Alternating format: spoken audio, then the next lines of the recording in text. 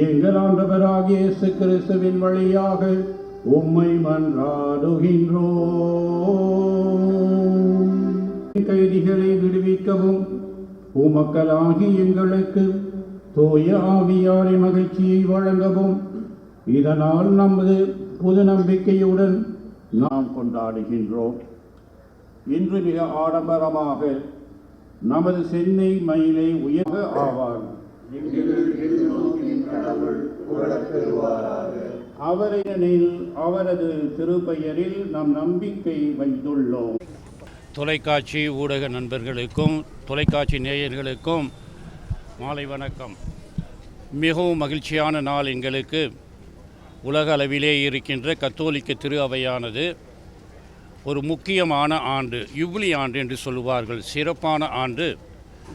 இந்த ஆண்டின் முக்கியத்துவம் என்னவென்றால், நம்முடைய வாழ்க்கையில் ஒவ்வொரு 25வது ஆண்டிலே வழக்கம் போல் உலக அளவிலே இருக்கின்ற கிறிஸ்தவர்கள் இறைவனுக்கு நன்றி கூறவும், அவர்களது வாழ்க்கையானது இறைவனுக்கு ஏற்ற வாழ்க்கையாக இருக்கின்றதா என்பதை புரிந்து கொள்ள ஒரு சிறப்பு அழைப்பு விடுவிக்கின்ற ஒரு ஆண்டாக இருக்கின்றது. இந்த ஆண்டானது விவிலியத்திலே, பழைய ஏற்பாட்டிலே எவ்வாறு கொண்டாடப்பட வேண்டும் என்பதை சிறப்பாக எடுத்து கூறப்பட்டுள்ளது.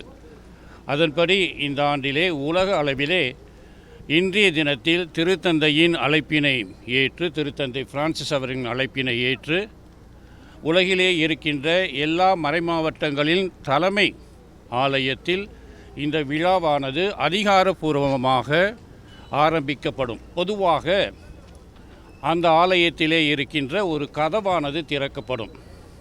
இது ஒரு சாதாரண யுபிலி ஆண்டாக இருப்பதால் அந்த கதவானது ரோமையிலே இருக்கின்ற முக்கிய பசிலிக்காவிலே தான் திருத்தந்தையால் திறக்கப்பட்டுள்ளது. இன்று நாம் கதவை திறக்க மாட்டோம். அதற்கு பதிலாக கதவு என்பது நிறைவாழ்வு, இரட்சிப்பின் வாழ்வை காட்டுகின்ற வழியாக இருக்கின்றது. அதேபோன்று அதற்கு ஒத்தாசையாக வழிகாட்டியாக இருப்பது சிலுவை. எனவே அந்த சிலுவையை தனிப்பட்ட விதத்திலே நம்முடைய உயர்மறை மாவட்டத்திற்காக தயாரிக்கப்பட்ட ஒரு தனி சிலுவையை பவனியாக இங்கிருந்து எடுத்துக்கொண்டு நம்முடைய உயர்மறை மாவட்டத்தின், சென்னை மயிலை உயர்மறை மாவட்டத்தின் சாந்தோம் பேராலயத்திற்கு அதை எடுத்து சென்று கிறிஸ்தவர்களாகிய நாங்கள் அதை கண்டு ஆராதித்து வணங்கி அதன் மூலமாக ஆன்மீக வாழ்க்கையிலும் மனித வாழ்க்கையிலும் மறுமலர்ச்சி பெற இந்த நாள் எங்களுக்கு துவக்க நாளாக இருக்கின்றது. இந்த வரும் ஒரு வருடத்திலே நாங்கள் என்ன செய்ய வேண்டும்?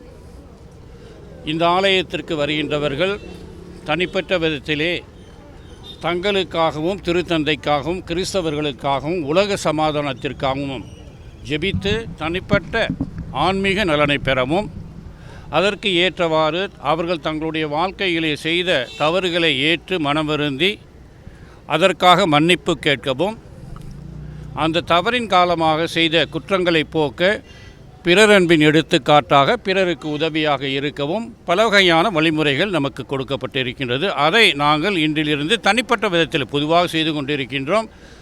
இந்த ஒரு ஆண்டிலே செய்வதற்கு இந்த யுபிலி ஆண்டு அழைக்கின்றது. திருத்தந்தை அவர்கள் இந்த யுபிலி ஆண்டை ஏற்கனவே டிசம்பர் மாதம் 24ஆம் தேதி இரவிலே கிறிஸ்மஸ் விழாவிற்கு முன்பாக திறந்து வைத்து விட்டார்கள். அங்கு இருந்த அந்த கோயிலின் கதவை, பேதுரு கோயிலின் கதவை.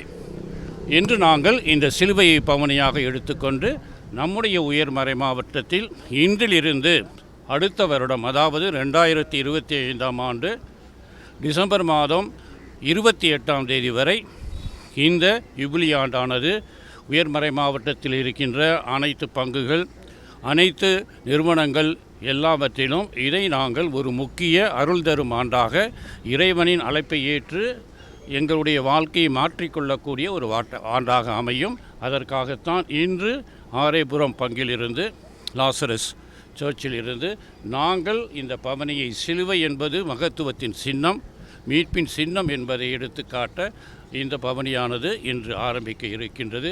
எனவே இதை தயார் செய்த அனைத்து அருட்தந்தையர்களுக்கு என்னுடைய நன்றியும் பாராட்டுதல்களும். இந்த ஆண்டு எங்களுக்கு சிறப்பாக ஆண்டாக அமைய இறை அருளை நாடி இந்த விழாவினை இப்பொழுது நாங்கள் ஆரம்பிக்கின்றோம்.